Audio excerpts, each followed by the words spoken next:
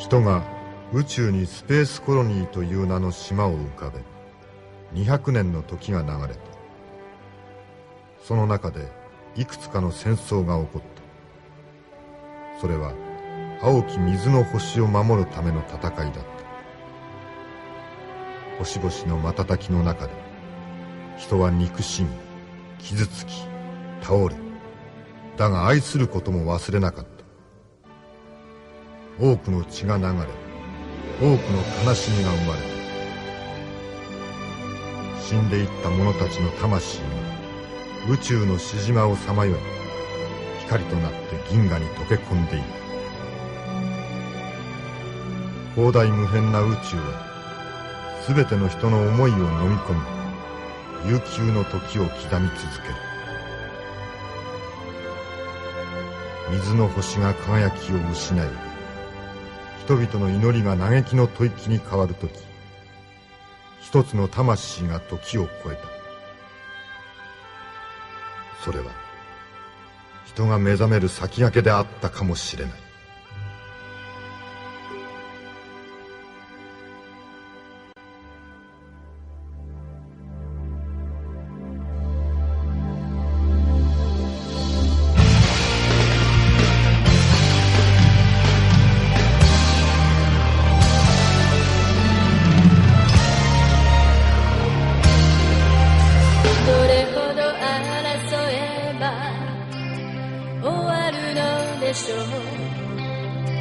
悲しみで綴られたヒストリー。あなたはまた一人旅立つのでしょう。果てしない荒野へと今ひび割れた風の大地に聞こえるわ恋祈りの歌が愛のラジスタ。スペースマハに逮捕されたアフランシシャーはマドラス船長に助け出される。だがマハは追跡の手を緩めず、アフランシたちに危機が迫った。追い詰められたアフランシはマンマシーンに乗って宇宙空間に飛び出すが、その時アフランシはニュータイプとして目覚めた。宿敵ウルーリアンを打ち破ったアフランシはメタトロンの仲間と合流し、スペースコロニーヘラスを脱出していった。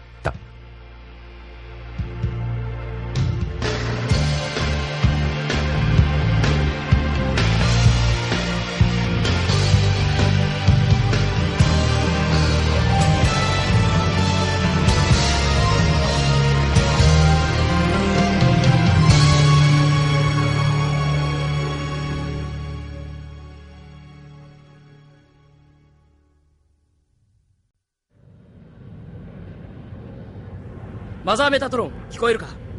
ジョースレン以下パイロット2名、訓練飛行を終了し、これより帰還する。了解した。おいジョー、ひよっこを相手にするのも大変だな。これも任務のうちさ。誰がひよっこだ？この俺様を誰だと思ってる？なめるんじゃないよ。聞こえてたのか？メサ、レイ、文句言う前にもっと腕を磨くんだな。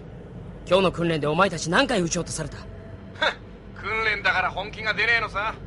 味方同士で鬼ごっこなんてバカバカしくてやってらんないね。お前たちマンマシンをなめるなよ。訓練でできないことが実戦でできるもんか。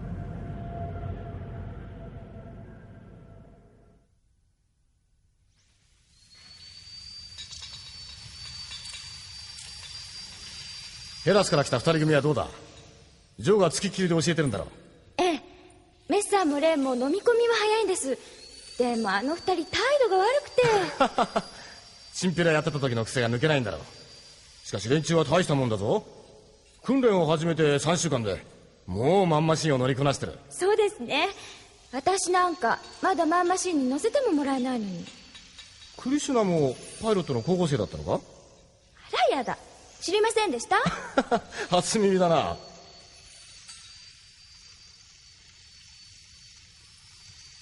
ねえ船長、マッハが地球に降りたって話本当ですか？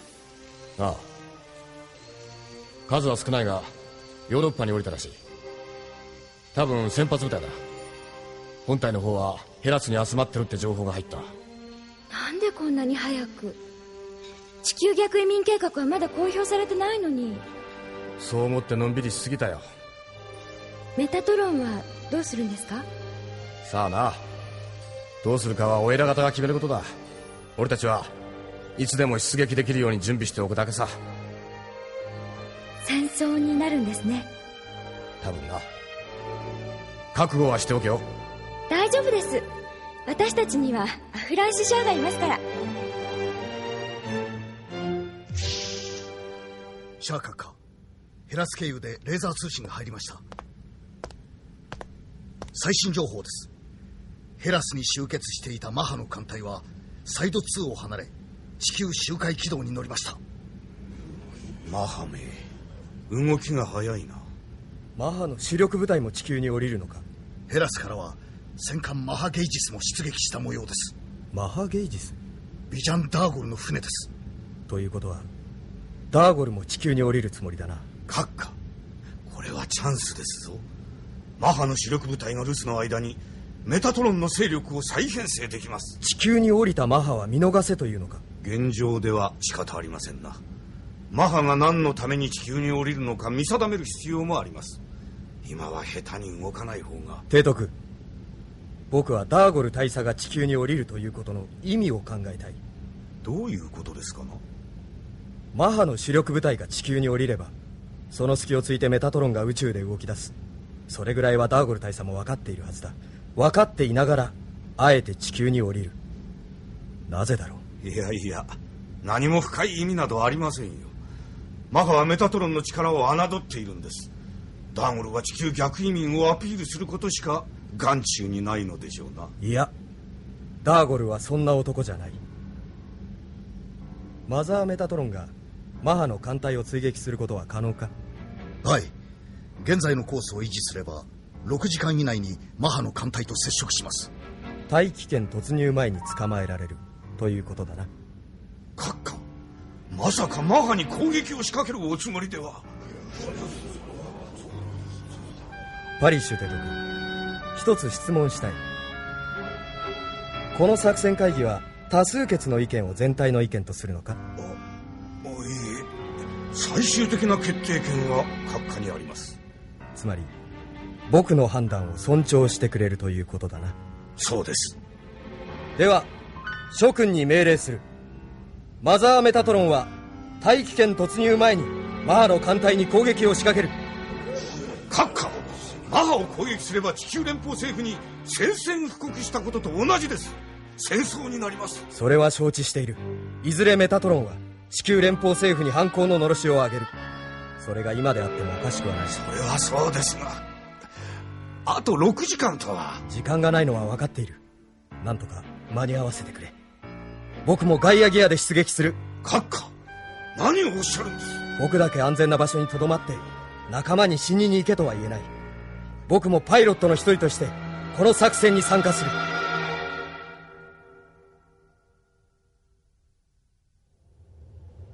閣下にも困ったものだ。あと3ヶ月辛抱すればメタトロンは弾圧前の勢力に回復するというのに。グレン、お前はどう思う？やはり時期が少し早いかと。それにシャア閣下が率先して出撃するというのはどうなんでしょう？閣下はメタトロンのリーダーだ。それにふさわしい役割をもっと認識してほしいものだな。冗談じゃないよ。毎日毎日訓練ばっかりでさ、私たちパイロットになるなんて一言も言ってないのに。メッサ、あんたどうして何も言わないのさ。私たち舐められてんだよ。うるせえな、ピーピーさえずんなよ。メッサ、ただ飯食わせてもらってマンマシンの操縦習ってんだ。文句言う筋合いはないぜ。あんた熱でもあるの？そうかっかしないで、ちょっと耳貸しな。なんかいい考えでもあるのかい？マンマシンを盗んで地球連邦軍に売り込むのさ。メタトロンの情報も一緒にな。高く売れるぜ。だから今のところはいい子ちゃんになってマンマシンの掃除を習うのさ。どうだねこの考え。いいんじゃない。マッハだメタトロンだって俺たちには関係ねえからな。マンマシン売った金でどっかのコロニーで商売でも始めっか。総員その場で聞け。マザーメタトロンは現在マハの地球降下部隊を追跡中である。6時間以内に接触しマハに攻撃を仕掛ける予定である。これはメタトロンが地球連邦政府に対して宣戦を布告するものである。各員の健闘を期待する。なんだよメッサー、マハに攻撃を仕掛けるって。地球連邦政府に宣戦布告だ。戦争を始める気かよ。おうメッサー。ええ、ここにいたのか。お前たちドハディ第三小隊に配属が決まったぞ。ドハディ第三小隊？ジョーが小隊長だ。頑張って戦ってこいよ。おい待てよ、誰が戦うんだ？いや誰ってお前たちに決まってるだろ。冗談はよしな。どうして私たちが。お前たちパイロットの高校生だろう。そのために訓練を受けてきたんじゃないのか。だからって戦争やるなんて聞いてないよ。おい子供みたいなこと言うな。ねえ来い。マドラス船長じゃ話になんねえ。アフランシはどこだ。アフランシ。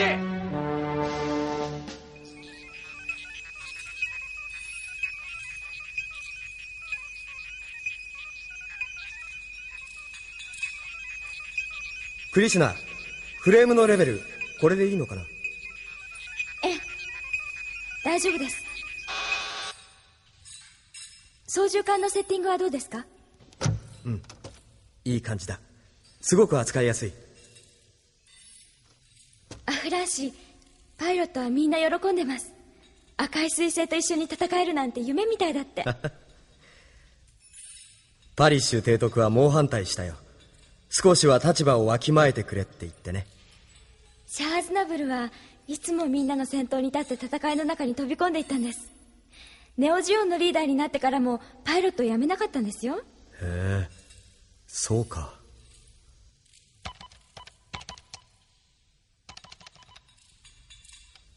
クリシュナ、このモニターなんだかわかるか？あ、これはサイコミシステムのインジケーターです。サイコミ？パイロットの脳波を増幅させてマンマシンに送り込む装置です。頭で考えるだけでマンマシンがコントロールできるって言われてます。ガイアギアに乗った時、自分の意識が広がるような気がしたんだが、それもサイコミのせいなのかな。多分そうです。でもそんな感覚になるのはニュータイプだけですよ。普通のパイロットは気分が悪くなったり頭痛がしたり、ひどい時は精神が破綻して元に戻らなくなるんです。へえ、随分危険なものなんだな。ええ、だから普通のマンマシンにはこのシステムはつけません。メタトロンではガイアギアだけです。このガイアギアはアフランシのために作られたニュータイプ専用のマンマシンですから。アフランシャどこだ。メッサー、何よ、係失礼よ。なんだそこにいたのか。どうしたんだメッサー。どうもこうも、いきなり戦争を追っ始められちゃ俺たち迷惑なのさ。メッサー、その口の聞き方直しなさいって言ってるでしょ。うるせえな。お前には関係ない。引っ込んでろ。話があるならブリーフィングルームで待っていろ。すぐに行く。ああ、待ってるぜ。そうか、君たちの言い分は分かった。パイロットをやりたくないのならそれもいいだろう。だが君たちはメタトロンの一員になることを前提でマザーメタトロンに来てそれなりの待遇を受けてきた。命令違反をするなら反逆罪で自習室に監禁されることになるが構わないな。俺たちを脅してるつもりか？脅しじゃないわ。アフランシは軍の規律のことを言ってるのよ。そんな規律だのなんだのってのが一番嫌なんだよ。君たちにはルールはないのか？人と人がいればその間にルールができるのは当たり前だろう。自分たちのルールは守れるがそれ以外のルールは守れないというのか？偉そうに言うな。メッサー、そうやって暴力を振るって全てを解決できるのか？これから戦争やろうっていうやつのセリフじゃないね。アフランシ、お前ニュータイプとかなんとか祭り上げられていい気になってんじゃねえのか？そんなつもりはない。僕はこのメタトロンという組織を使って地球と人類のために何ができるか、それを考えている。ほう、お偉いことで。今マハは人間の手で自然を蘇らせようとしている。だけど今地球に人が降りたら汚染はひどくなるばかりだ。だから何としても地球逆移民を阻止しなければならない。そのためにメタトロンはマハに戦争を仕掛ける。へえ、あんた地球育ちって聞いたけど、言ってること矛盾してない？メタトロンの理想が実現したらあんた地球に住めなくなるんだよ。分かってる。地球を再生させるためには僕は喜んでふるさとを捨てる。そしてスペースコロニーを人類の楽園にする。君たちもそういう運動だったら協力してくれるだろう。スペースコロニーが住みやすくなるなら、それに越したことはねえけどよ。レイ、君はどうだ？スペースコロニーで何するのさ。君たちのやれる仕事ならいくらでもある。いくらでもね。すまないが時間がない。君たちの処遇に関しては今回の作戦行動が終わってから改めて話し合おう。それまで自習室でおとなしくしていてくれ。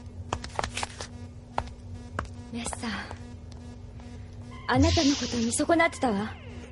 なんだとおい！メッサ！スペースコロニーを人類の楽園にするだと？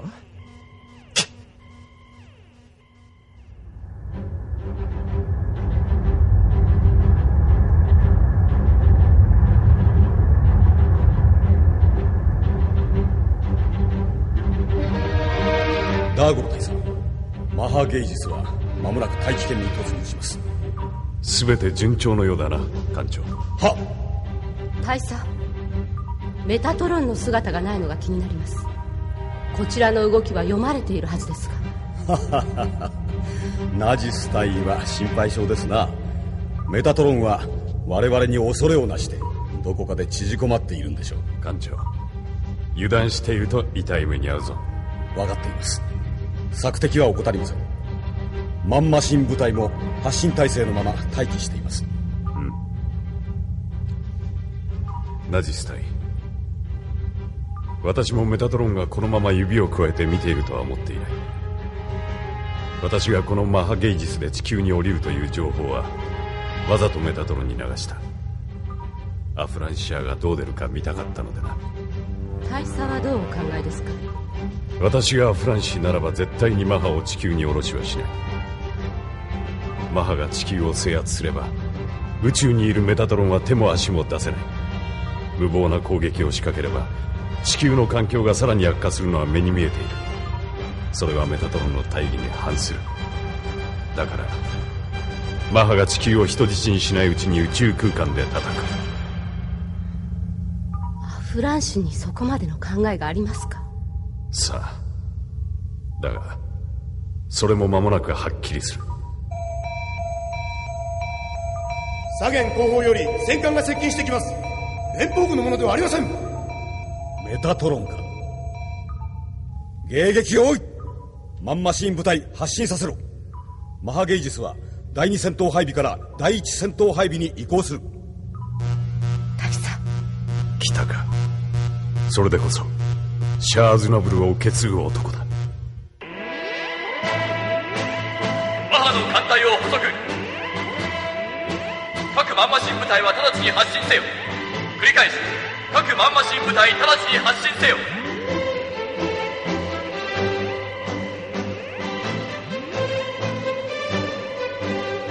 空母エアフォースは1号機から3号機まで発進せよ。空母エアフォースは1号機から3号機まで発進せよ。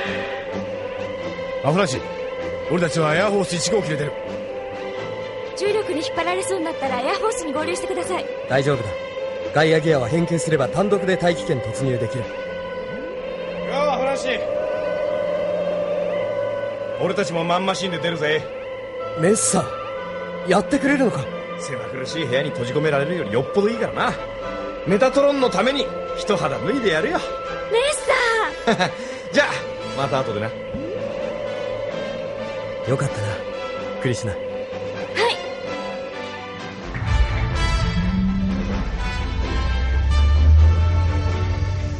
キムリー・ブラウス小隊2番カタパルトより発進しろ。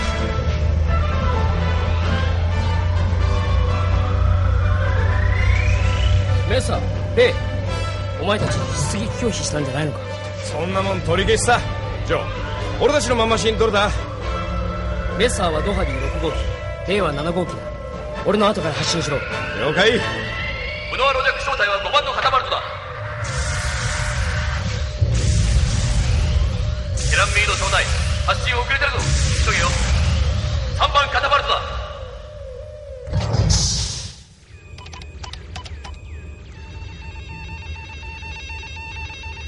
この作戦はマハ芸術を叩くのが目的だ。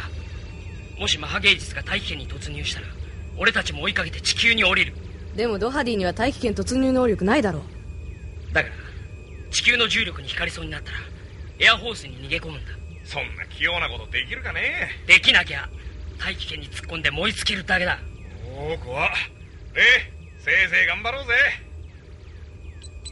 まさかこの私がマンマシンで戦争するとはね。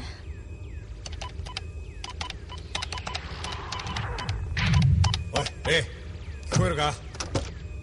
なんだい？この船を出たら適当に戦って逃げようぜ。逃げる？さっきアフランシに言ったのは嘘かい？メタトロンのために一肌脱ぐっていうのは。当たり前よ。メタトロンに命を張る義理はねえからな。メッサー、なんだかあんたって男がひどく薄汚れて見えるよ。なんて言ったんだ？いや、こっちの独り言さ。適当に戦って逃げればいいんだね。オッケー、そうしよう。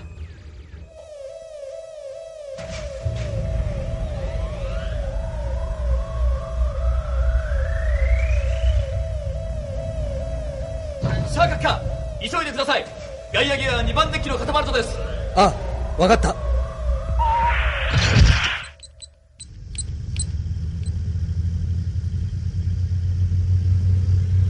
感じるぞ。宇宙のただ中にどす黒いいくつもの悪意が渦巻いている。そしてその悪意の中心にいるのはビジャン・ダーゴル。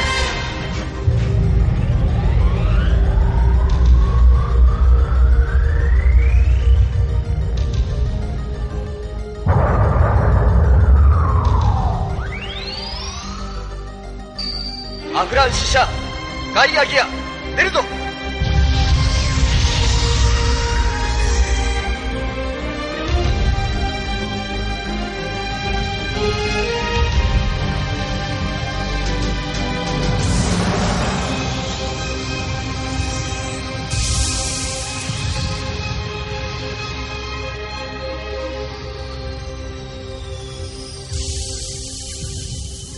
マンマシン第一陣出ました。ガイアギアはどうした？発進しました。敵マンマシン急速接近中。機数約30機。弾幕を張れ。後続のマンマシンの発進を援護する。ミノフスキー粒子戦闘モード3分、急げ。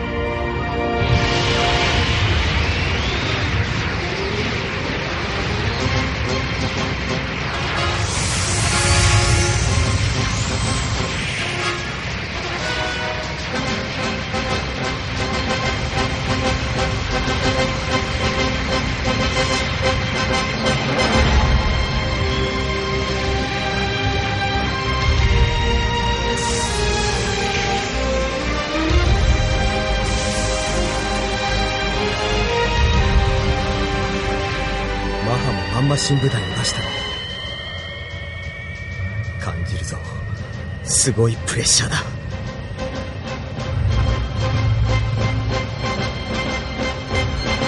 ジョー、聞こえるか？どこにいる？ガイアギアの後ろだ。メッサーとレイはどうだ？今のところ問題はない。二人ともついてくるだけで精一杯だろう。できるだけ手助けしてやってくれ。甘いさフランシー。ケラン、実戦で鍛えるいいチャンスだ。放っておけばいいのさ。ケラン、無責任なこと言うな。相変わらず生真面目だな、ジョー。敵マンマシン接近。3回しろ。狙い撃ちされるぞ。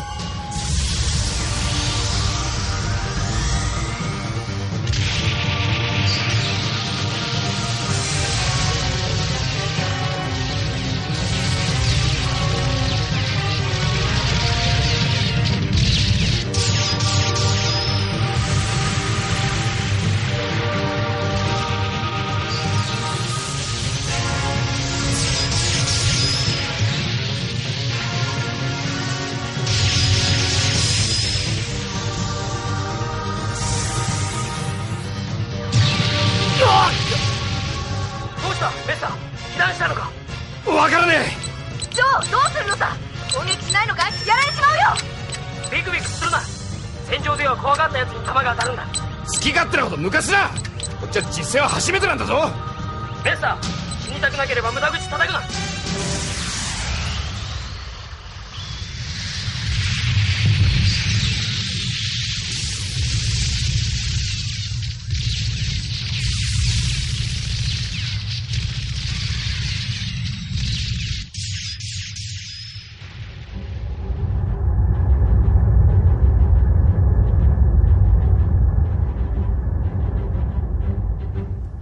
ダミーカプセル展開。コース固定。大気圏突入まであと20分。メタトロンの戦艦は1艦のみ。マザーメタトロンと言いましたかな。たった1艦でマハに戦いを挑んでくるとは舐められたものですな、大佐。そうかな。メタトロンは攻撃してくるだけだが、こちらは大気圏突入の作業を一緒にしなければならない。条件はこちらが不利だ。なに、メタトロンに邪魔はさせません。マンマシーンの後続部隊、発進急がせろ。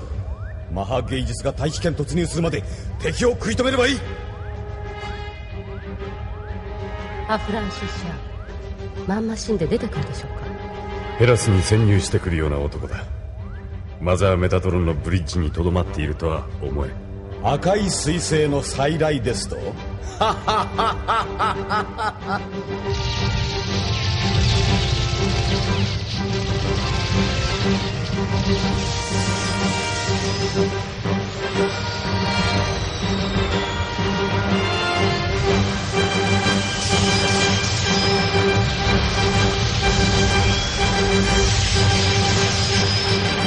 マハのマンマシンはガウツさん、ブロンテクスター、30機は出ているな。なん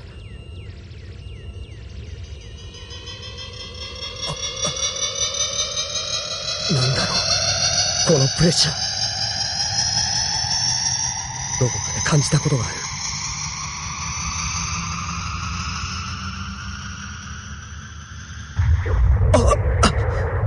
何が爆発したんだ。アフランシ、何やってる。敵がばらまいた機雷が浮かんでるんだ。注意しろ。ケラン、すまない。敵の防衛網は厚いな。ここを突破できなきゃマハ芸術にたどり着けないぜ。僕が突破口を開く。支援してくれ。無茶するな。あんたメタトロンのリーダーなんだぜ。今はただのパイロットだ。特別扱いしないでくれ。分かったよ。だが突っ込むなら俺たちも一緒だ。ゾニーソウル第二小隊、防衛網を突破するぞ。赤い彗星に続け。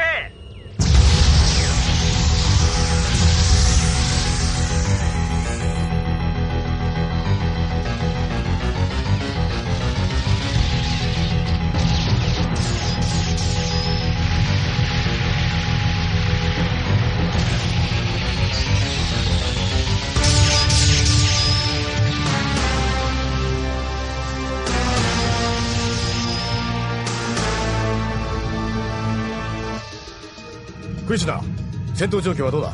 敵の防衛網が乱れています。よし、もう一押しだな。マー芸術は今どこだ。高度300キロの衛星軌道上です。そんなに降りてるのか。ぐずぐずしてると大気圏に突入されるぞ。エアフォースファースト聞こえるか。こちらエアフォースファースト。前に出過ぎだ。交代しろ。エアフォースが落とされたらマンマシンは大気圏に突入できなくなるんだぞ。分かってる。おいミシェル、高度上げろ。アフランシたちマハゲージスに追いつけるんですか。大丈夫だ。アフランシならやってくれる。アフランシ、レッサー、みんな死なないで戻ってきて。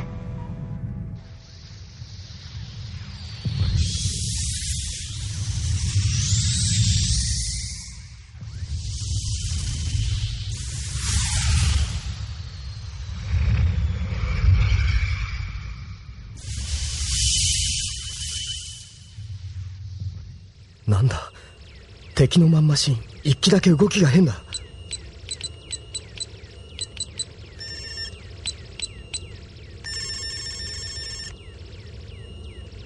あのマンマシンブロンテクスターだな。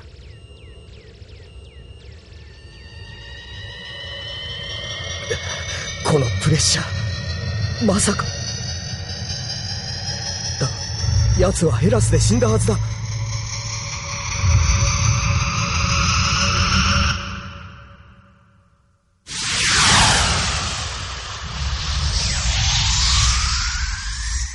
このプレッシャー、間違いない。おいアフランシ、あのブロンテクスターのパイロットはウリアン。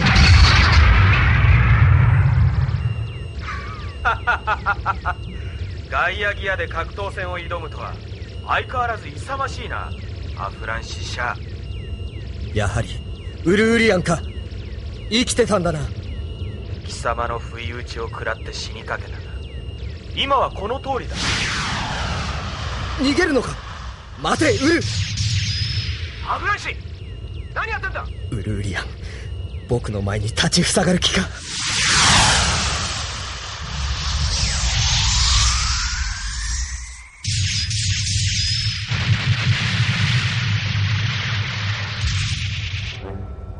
マハゲイジス高度120キロ、限界です。よーし、大気圏突入する。180度回答。突入角度固定。マンマシン部隊、よく守り抜きましたね。これで終わりではない。勝負は地球に持ち越しだな。メタトロン、追ってきますか。尻尾を巻いて宇宙に逃げ帰れば我々の勝ちだ。ブロンテクスター部隊、大気圏突入させろ。バリュート展開。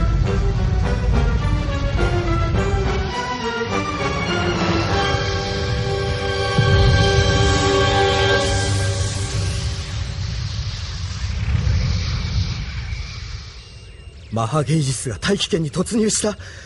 間に合わなかったか。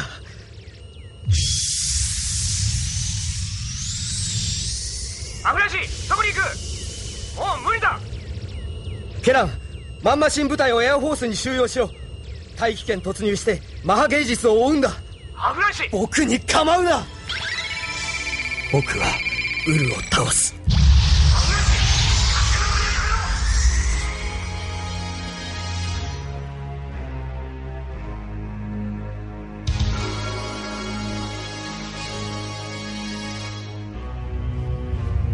マハの艦隊、大気圏突入を開始しました。マハゲイジスは大気圏突入しました。作戦失敗か。マンマシン部隊、エアフォースと合流しています。地上のメタトロン組織にレーザー通信をくれ。こちらの状況を伝えるんだ。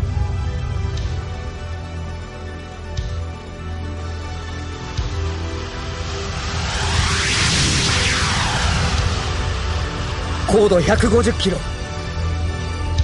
このままでは地球の重力に引かれる。どこだ。ぶつかる気か。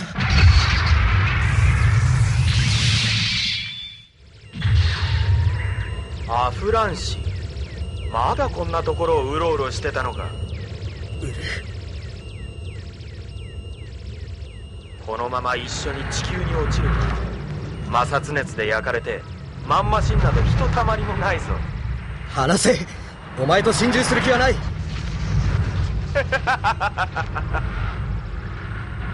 アフランシ、知っているか。こんな場合は先に変形した方が不利だ。大気圏に突入するところを狙撃されたら防ぎようがないからな。ブロンテクスタも変形できるのか。ああ、だから我慢比べをしようというのさ。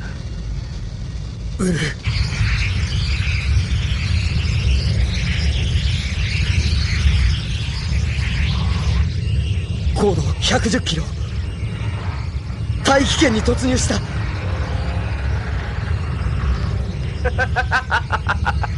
限界だな。アフランシ、地球で会おう。俺はお先に失礼する。何。さあ遠慮なく撃てよ、アフランシ。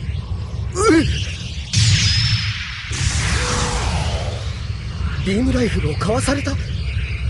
なんて素早さだ。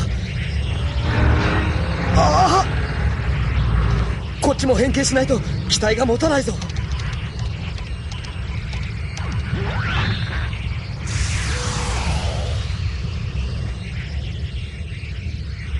突入角度が浅いと地球の大気に弾き飛ばされてしまう。突入角度40度に固定。あとは自動操縦だ。頼むぞガイアギア、燃え尽きるなよ。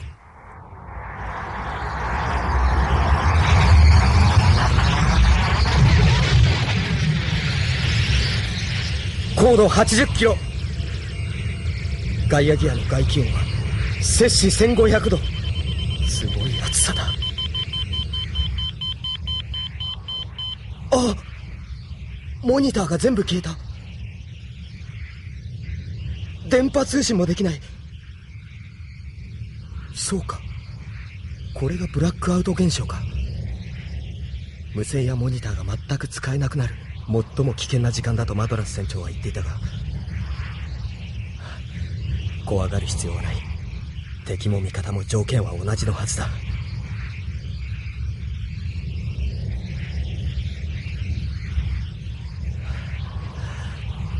今ガイアギアは地球を取り巻く大気の壁を突っ切っているんだな。この大気の壁が地球の全ての生命を守り育んできたのか。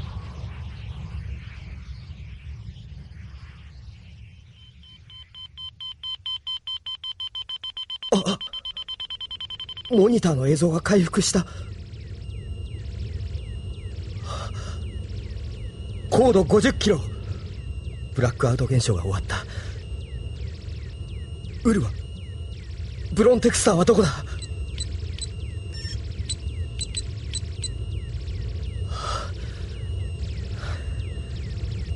この近くにマンマシンはいないらしい。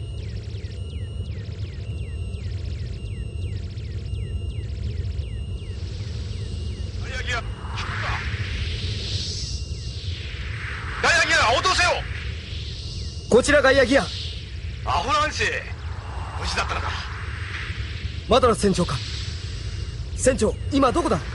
大西洋の真上を飛んでる。集結地点目指してまっしぐらだ。よかった、僕もすぐに合流する。ああ、気をつけて降りてこいよ。集結地点はコンピューターにインプットされているはずだ。ここか。南フランスのマルセイユ。高度5キロ。自動操縦を解除。バーニア噴射。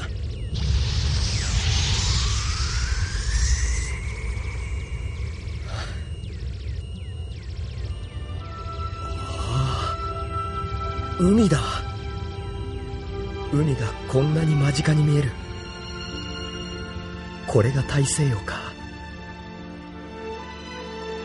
大西洋は汚染がひどいと聞いていたが、ここから見ると少しも汚れた感じがしない。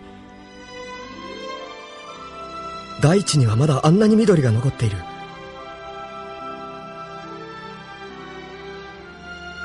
今ならまだ地球は守る価値がある。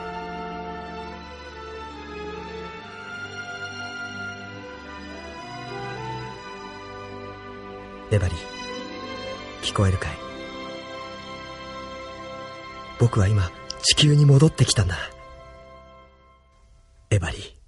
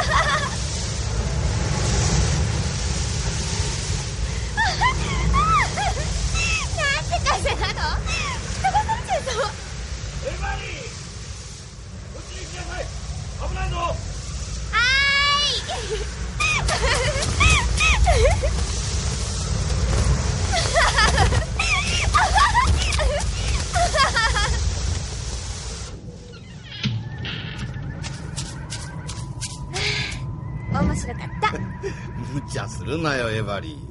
あれはミストラルといって悪名高い季節風なんだぞ。ひどい時にはこんな馬小屋ぐらい簡単に吹き飛ばしてしまうんだ。へえ、そうなの。私の住んでた島でも嵐の時にすごい風が吹くけど、ここの風とは全然違うわ。どう違うんだ？なんていうか、ここの風は乾いていて冷たいの。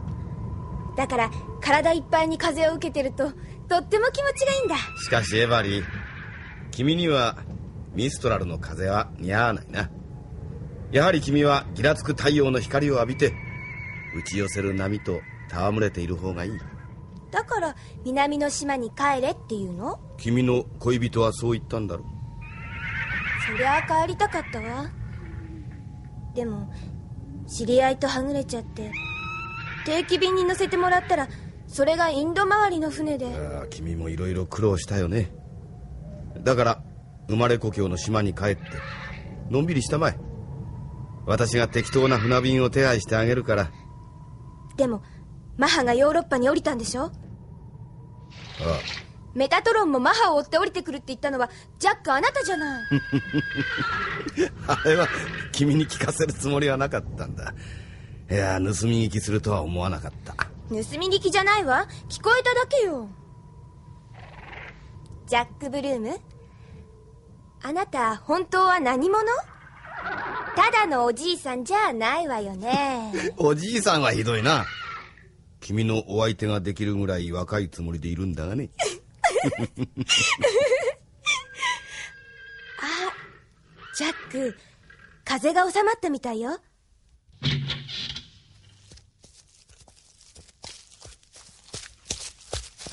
やれやれ。どうにか出発できそうだな。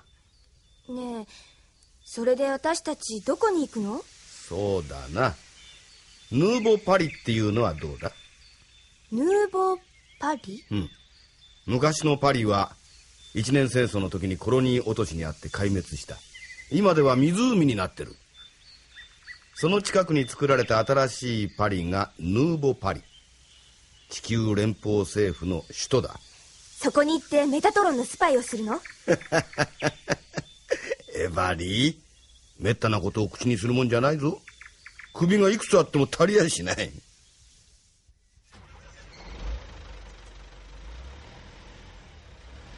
そうか、味方のマンマシンは13機撃破されたか。メッサーとレイは行方不明だ。俺たちエアフォースサードに収容されたんだ。地球に降りた途端ブロンテクスターの攻撃を受けてエアフォースサードは爆発した。メッサーもレイもドハディで脱出したんだが、二人ともまだ死んだと決まったわけじゃないわ。ああ、そうだな。僕も二人が無事だと思いたい。アフランシー、どうして自分勝手に動いた？おかげで俺は部下を3人も亡くしちまったんだぞ。どういうことだか説明してもらおうか。やめろ、ケラン。ウリアンがいたんだ。ウルがブロンテクスターに乗っていた。そんな、だってウルはヘラスで。いや、生きていたんだ。僕は奴に気を取られ作戦を乱してしまった僕のミスだ。多くのパイロットを死なせてしまった。ウルが生きていたんですか？アフランシー、反省することは大事だが悔やむのはよせ。明日になれば地上部隊と合流できる。戦力を立て直し今後の計画を練ろうじゃないか。ああ、そうだな。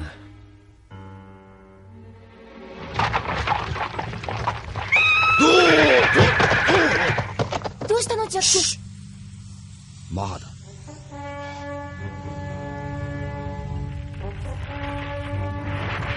何なのあれ？ビューシングナッグ。マハの開発したマンマシーン支援用の戦車だ。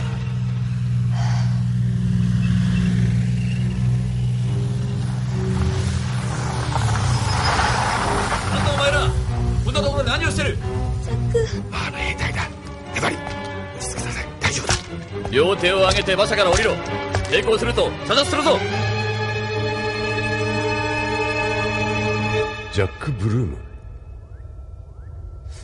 その男はジャック・ブルームと名乗ったのか？はい。所持していたパスポートの名前も同じです。大佐、まさかあのジャック・ブルームでは？その男の年は？見た目は若く見えますが、パスポートの生年月日によると75歳です。75歳。そうか。それは面白い。その男は今どこだ？野営地のキャンプにおります。連れてまいりますか？いや、私が会いに行こう。大佐、マハ芸術の外に出るのは危険です。せっかく地球に降りたのだ。大地を踏みしめて歩くのも悪くはない。大佐、このテントの中です。おお、これは驚いた。ダーゴル大佐が自らお越しとは。ほう。私のことをご存知なのですか？もちろん。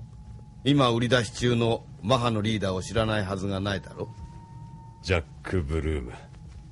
まさか生きていたとは意外でした自分の葬式を出した覚えはないんだが、いつの間にか死んだことになっていてね。さあ、そこの椅子に座りたまえ、ダーゴル大佐。いつまでも突っ立ってることはないぞでは遠慮なく。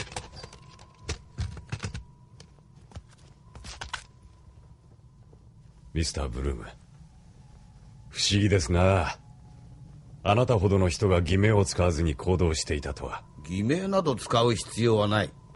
私はもう引退したんだ。おう。反地球連邦政府運動から手を引いたというのですか？そうだ。なぜです？メタトロンの活動家ジャック・ブルームといえば今や伝説上の人物だ。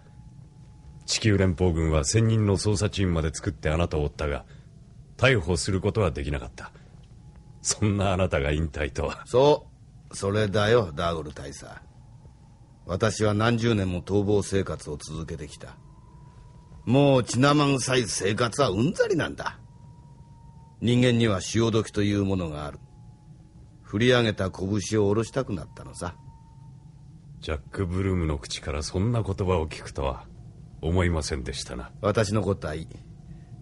それよりマハが地球に何の用だ？地球逆移民計画、ご存知ですな。何？地球逆移民？なんだそれは。選ばれた人間が地球に降りて自然の回復に手を貸すのです。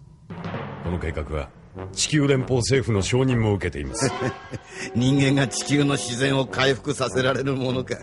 放っておくのが一番だメタトロンらしい考え方ですな。要するにお前たちは地球を掃除しに来たんだな。だがそれにしては宇宙戦艦やマンマシーンまで下ろすとは随分物々しいじゃないか。戦争でも始める気か。メタトロンが我々の作戦を阻止するため軍事行動を起こす可能性があったのです。で、実際に大気圏に突入する寸前にメタトロンの攻撃を受けました。おお、奴らもまだまだ捨てたもんじゃないな。で、メタトロンはお前さんたちを追って地球に降りてきたのか？気になりますか？いや、単なる野獣馬根性さ。メタトロンに関連したことは軍事機密なのでお答えできません。分かった、別に構わん。こっちはもう引退したんだ。ところで若い女性とご一緒だったと聞きましたが、その女性はメタトロンの活動家ですか？運動には関係ない。彼女は私の妻だ。妻？まるで孫のようだと言いたいんだろう。だが男女の清らかな愛の前には年の差など意味をなさない。彼女は私の5人目の妻なんだミスター・ブルーム、あなたの私生活に関する興味深いエピソードはいろいろ聞いていたが、どうやら噂通りの人物のようだ私たちは新婚旅行の最中なんだ。ヌーボパリまで行く途中だったなあ大佐。彼女はメタトロンのことなど何も知らないんだ。私が活躍していた頃、彼女はまだおしめをしてたんだからな。だから彼女に手荒な真似はするなよ。わかりました。丁重にもてなすよう部下に伝えておきましょう。ダーゴル大佐、そんな必要はありません。ウル、この男はとんだ食わせ者ですよ。こいつの連れている女はアフラン・シシャーの恋人です。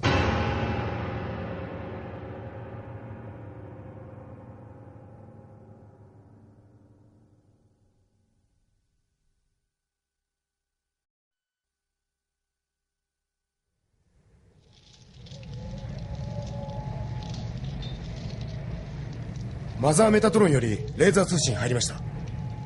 読んでくれ。マザーメタトロンは地球連邦軍の攻撃を受け現在交戦中。マンマシン部隊の第2陣の地球降下は延期する。アフランシャー閣下並びに全てのメンバーの分を祈る。以上です。なんだ、支援部隊は降りてこないのか。全然段取りが違うじゃないか。こっちの状況はきちんと知らせたんだろうな。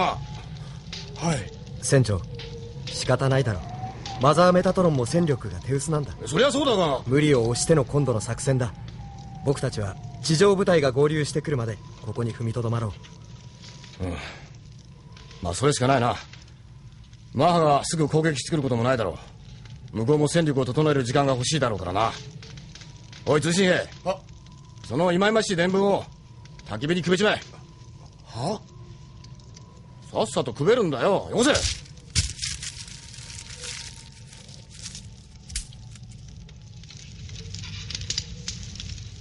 こうして地球に戻ってきたのに心が少しも弾まない。なぜだろう。アフランシー、それはお前さんがたくさんのものを背負ってるからさ。たくさんのものを背負ってる？シャア・アズナブルの記憶、メタトロンのリーダーとしての役割、お前がここに来るまで体験したことや出会った人間たち、そんなものが全部お前にのしかかっている。だが重さに負けたら一歩も進めなくなるぞ。僕はニュータイプだっておだてられうぬぼれていたような気がする。今度の作戦もパリッシュ提督は反対したが僕は耳を貸さなかった。ダーゴル大佐を倒せるという確信があったわけじゃない。僕は地球に戻りたかっただけなのかもしれない。だからこんな作戦を無理に実行した。アフランシー、もう自分を責めるのはやめろ。お前は宇宙に上がったことでもう一人のお前が目覚めたんだ。もっと自分を信じろ。お前はニュータイプなんだぞ。マドラス船長、ニュータイプってなんだ？それは宇宙空間に出た人間の進化した姿だ。相手の思っていることや感じていることがよりよく理解できるようになると言われている。テレパシーといった超能力とはちょっと違うらしい。人間にはそんな能力が必要なのか？お前も宇宙に出て感じただろう。宇宙は信じられないほど広い。その中で人が暮らしていくためにはどんなに離れていても分かり合える能力が必要なんだ。そうでなければ人類が一つにまとまっていくことなんかできやしない。そのためのニュータイプか。だがニュータイプが不幸だったのはパイロットとしての適正能力があったということだ。ニュータイプのパイロットは敵のマンマシンが放ったビームを発射する瞬間に察知する。そしてビームをかわすことができる。そう言われてきた。だから昔からニュータイプと言われた人間は次々に戦場に送り込まれ無駄に死んでいった。パイロットとしての適正能力、その意味では僕もニュータイプかもしれない。だけど本当の意味の宇宙移民の理想であるニュータイプにはほど遠いな。そんなことはない。いいかフランシー、お前はニュータイプの先駆けだ。そのことに間違いはないんだ。お前の生き様が次のニュータイプを生むことにつながる。お前は人類の希望なんだぞ。ありがとうマドラス船長。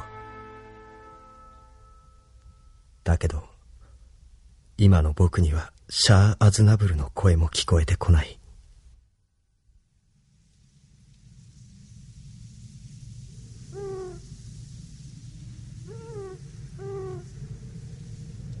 気味の悪い声ね。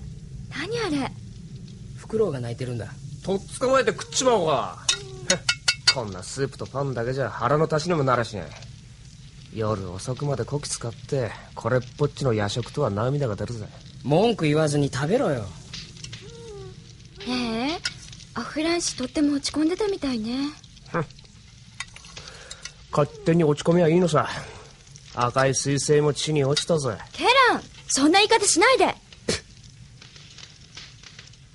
アフランシがシャアーズナブルの記憶を受け継いでるって話聞いたか？メモリークローンのことか？マザーメタトロンのお偉方の間じゃ常識だったらしいな。メモリークローンって言ってもシャアーズナブルの血筋であることに変わりはないんでしょ？そりゃそうさ。誰でも記憶を受け継げるんなら世の中シャアーズナブルだらけになっちまう。頭の中に別の人間の記憶があるってどんな感じなんだろう。アフランシー大変だよな。だから私たちが支えてあげるのよ。今のアフランシーには私たちが必要なんだから。ああ、分かってるよクリシュナ。誤解するなよクリシュナ。俺だってアフランシーが嫌いになったわけじゃない。だがきちんと反省してくれないと今度死ぬのはアフランシーの番だ。アフランシーもケランの気持ちは分かってるわ。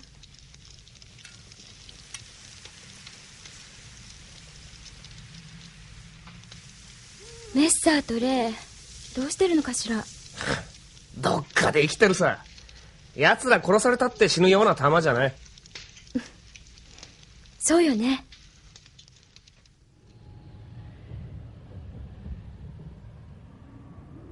なんだ、空が光ったぞ。なんだあの音は。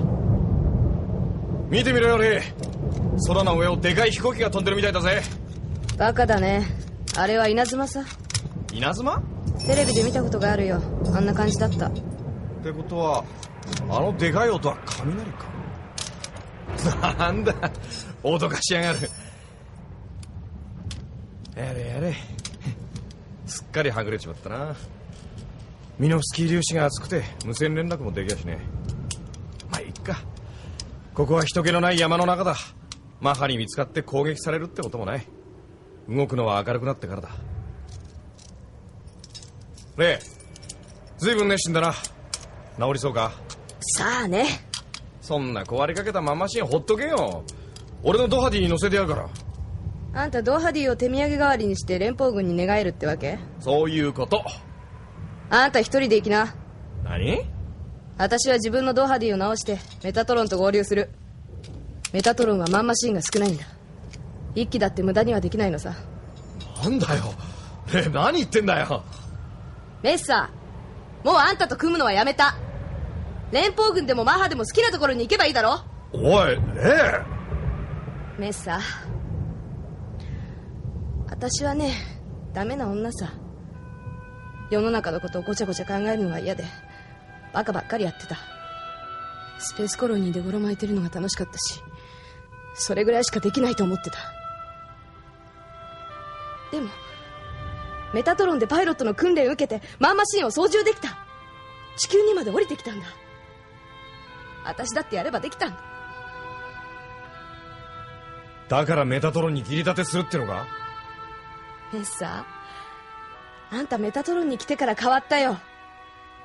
ただのチンピラになっちまった。なんだ？わざと自分を癒しめてるような、そんな気がする。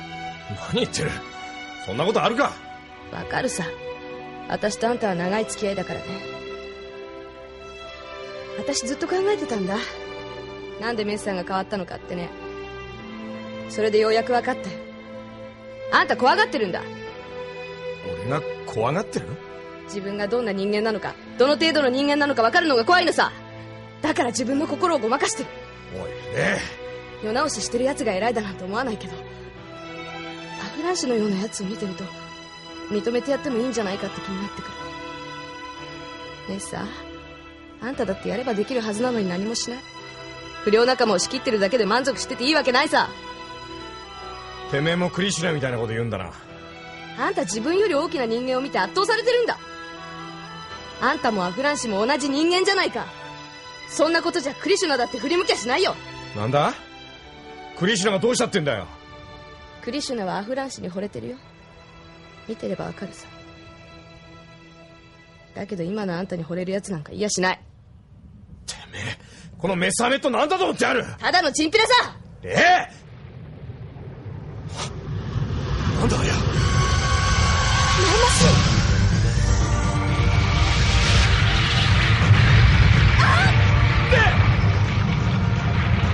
あいつらマハだ。レイ、来い。ドハディに逃げるぞ。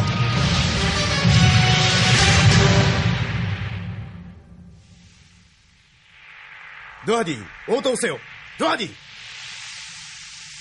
ダメです。電波干渉がひどくて、さっきまで無線が通じてたんですが。マハのマンマシン部隊に攻撃されているらしい。なんとか位置は確認した。どうするアフランシー。僕がガイアギアで出る。ジョーとケランにもついてきてもらう。船長はここを引き払う準備をしてくれ。分かった。アフランシー、メッサーとレイを頼むぞ。ああ、必ず助け出す。船長、もう思い悩むのはやめるよ。いろいろ考えても仕方ない。今ある戦力で頑張るしかないんだ。そうだ、それがいい。それでこそ俺たちのリーダーだ。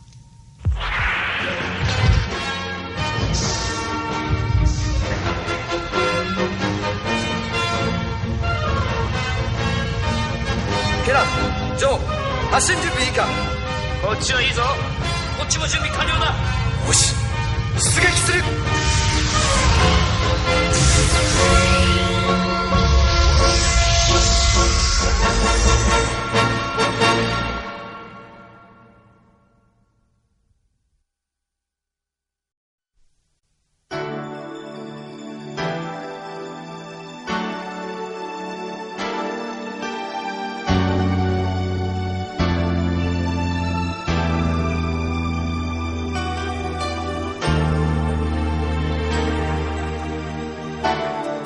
友達さえ遠く見える、そんな時も